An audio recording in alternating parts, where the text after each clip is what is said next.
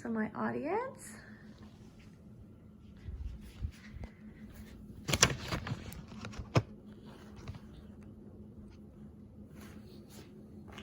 Okay, so for my current event, I chose the topic, and the question I wanted to ask you guys was, how serious was coronavirus and what precautions were taken to help us? So to start off, I wanted to inform you of our current statistics.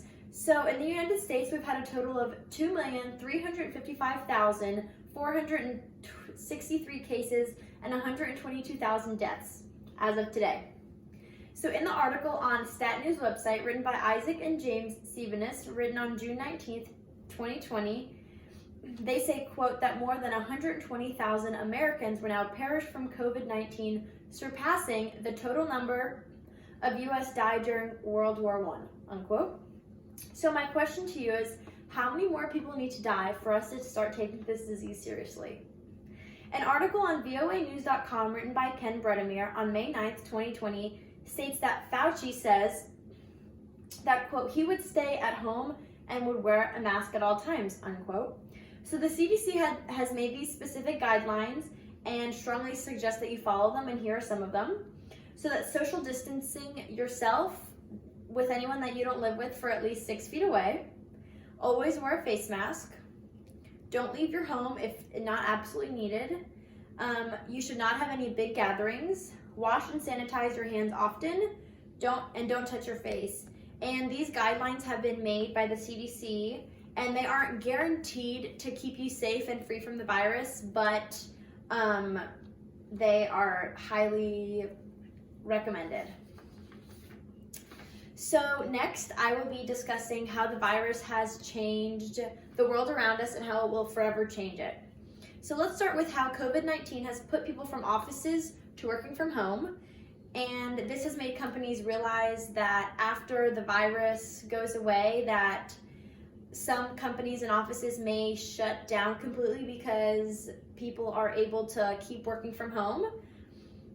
And another reason that it will affect us permanently is shopping, because now everybody has switched to online shopping, and people have noticed how much more convenient it is. So even after the virus, people will still continue to shop online, and they will be much more cautious when stepping into a grocery store. And lastly, a forever changing adjustment that we will all have to get used to is shaking hands. So COVID-19 has really opened our eyes to how fast germs and viruses spread, no matter if we're in a pandemic or not. Interviews or meeting new people will have to do without the traditional handshaking method, and a new one will have to be put in place. And who knows what the future will bring, but we know that we have lots of changes to come. So I wanted to ask you guys a question, and it is, how has the coronavirus changed your life, and how have you adapted to the new guidelines?